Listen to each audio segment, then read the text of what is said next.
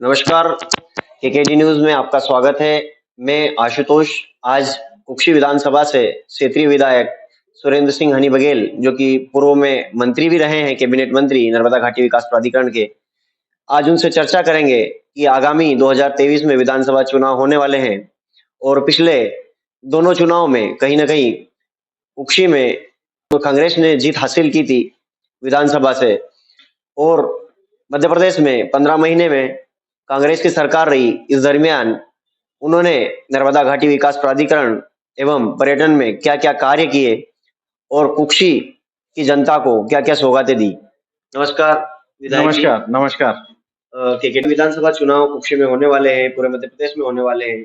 कहीं न कहीं भारतीय जनता पार्टी भी, जेएस भी और कांग्रेस भी अपने अपनी तैयारियों में लग गई है। तो कांग्रेस किस प्रकार से अगला चुनाव की तैयारी कर रही है?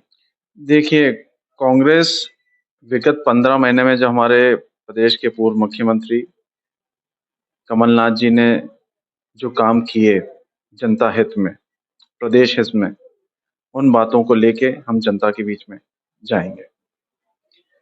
आपने जनता के बीच में काम तो किए, मगर कहीं न कहीं इस क्षेत्र में एक ऐसे गाँव भी है जहाँ पर एक बड़ा प्रोजेक्ट बना था सरदार सरोवर, जिसके कारण कई लोग डूबे थे भी, और उन डूब प्रभावितों को कहीं न कहीं आज तक उन समस्याओं से जूझना पड़ रहा है, जिसमें आप खुद कैबिनेट मंत्री रहे हैं।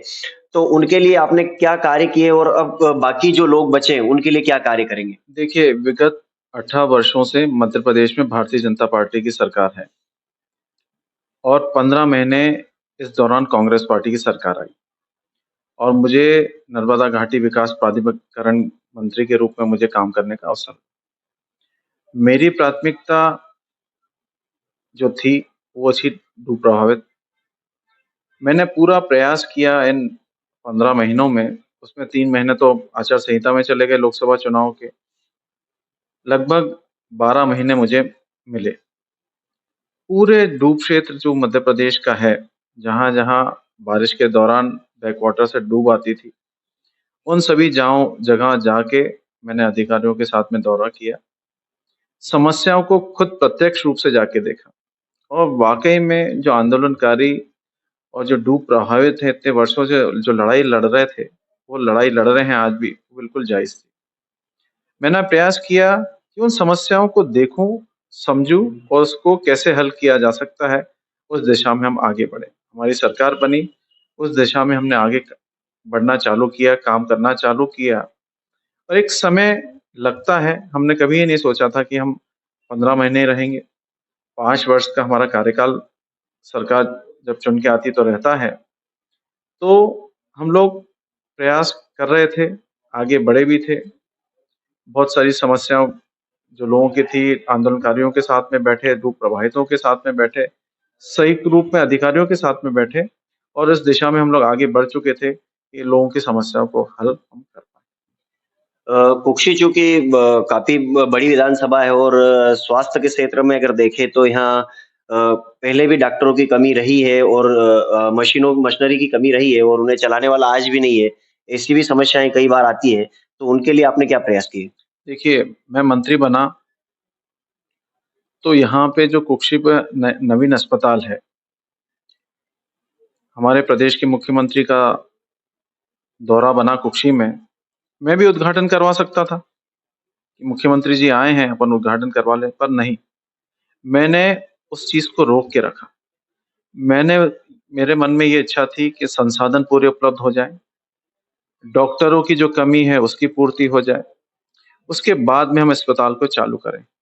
और क्या कर सकते हैं, सत्ता गई, कुछ महीने बाद ही भारतीय जनता पार्टी ने सिविल अस्पताल का उद्घाटन करा दिया। जो व्यवस्था है, संसाधन मैं उस समय कर पाया था, वहीं तक ही काम हो पाया और आज भी स्थिति ऐसी है, ना डॉक्टर हैं और ना संसाधन और कोई आ पाए।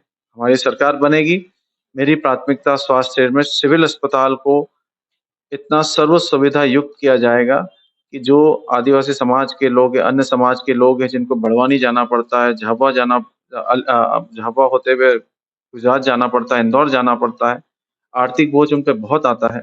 उसको ब्रेक लगाने के लिए मेरा प्रयास रहेगा कि यहीं पे सब डॉक्टर उपलब्ध हों और पूरे संसाधन यहाँ पे उपलब्ध मैं करवाऊँ।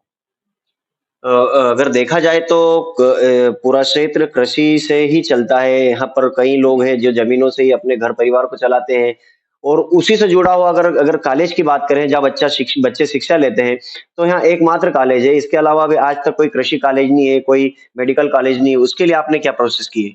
देखिए, कुक्षी एक कृषि प्रधान विधानसभा है और अधिकतर परिवार यहाँ पे कृषि से जुड़े हुए हैं।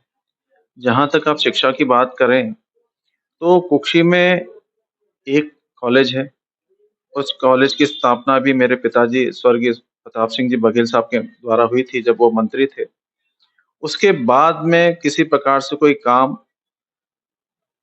उस कॉलेज में आगे नहीं बढ़ा जब भी भारतीय जनता पार्टी की सरकार रही। जमुना देवी जी मंत्री रहीं, उन्होंने प्रयास किया कि संसाधन उपलब्ध हो, नए रूप बने और बने भी। जब हमारी सरकार बनी, तो हमारा लक्ष्य ये था कि आए दिन एडमिशन के लिए लोग बच्चे परेशान होते हैं, बड़वानी जाना पड़ता है। तो हमने नई स्वीकृति वहाँ पे रूमों की करी, आप देखेंगे बन रहा है। हॉस्टल का काम जीतू पटवारी जी हमारे मंत्री थे इस विभाग के, उनके माध्यम से बात करके हॉस्टल नवीन बनवाया। दही में नए कॉलेज की स्थापना हम लोग करने वाले थे और लगभग उसकी स्वीकृति हो चुकी थी। उसके बाद मेरी सबसे बड़ी जो प्राथमिकता थी कि हमारे यहाँ पे मेडिकल कॉलेज आए और उस दिशा में हम लोग आगे बढ़ गए थे। प्रदेश के मुख्यमंत्री कमलनाथ जी से हमारी चर्चा हो गई थी कि जो हमारे को कोटा मध्य प्रदेश को मिलता है मेडिकल कॉलेज के लिए, जिसका प्रस्ताव हम लोग मध्य प्रदेश केंद्र सरकार को भेजती है, उसमें हमारा कुक्षी भी था। और एक और मेरी चर्चा हमारे माननीय मुख्यमंत्री जी से हुई थी कि जो क्योंकि कुक्षी एक कृषि प्रधान विधानसभा है, तो एक एग्रीकल्चर कॉलेज भी हमारे कुक्षी में हो। इसका भी हम लोग प्रयास कर रहे थे, पर चीजें रुक गई। सरकार आएगी कांग्रेस की तो हम उस दिशा में वापस काम करेंगे और कृषि के क्षेत्र में के लिए एग्रीकल्चर कॉलेज की जरूरत है, उसकी स्थापना करेंगे और मेडिकल कॉलेज की जो मांग है कुक्षी में उस दिशा में आगे चल के हम लोग वो भी उसकी भी स्थापना कुक्षी में करवाएंगे। कहीं न कहीं सरकारें तो आती रहती है, जाती रहती है, कभी बीजेपी की तो कभी कांग्रेस की। मगर हर बार नेता एक-दूसरे पर आरोप लगाकर ही इन बातों को खत्म कर देते हैं, लेकिन जो क्षेत्र की जनता होती है, उनका भला नहीं हो पाता।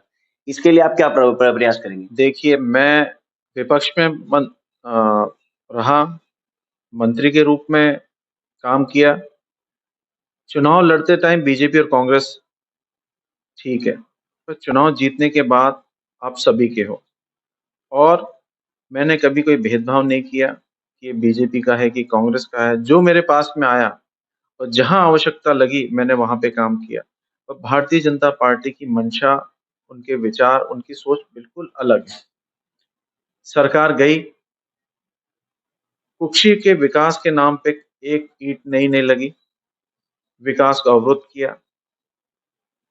151 एक औजार के रूप में भारतीय जनता पार्टी के नेता लोगों ने इस्तेमाल किया। 15 महीने मेरी सरकार रही।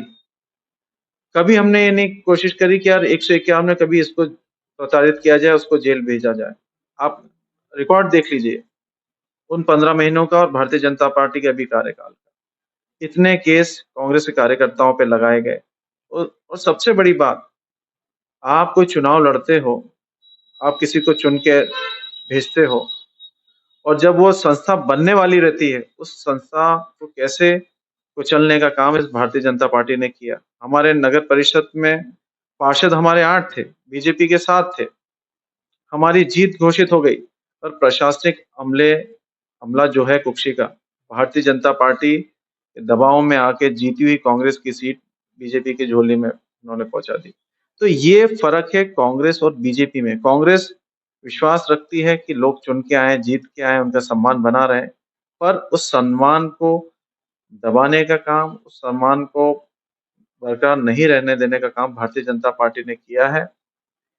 इसका पश्चाताप वो तब करेंगे जब उनको समझ में आएगा कि उन्होंने गलत किया है। आज भी प्रशासनिक अमला एजेंट के रूप में भारतीय जनता पार्टी का काम कर रहा है।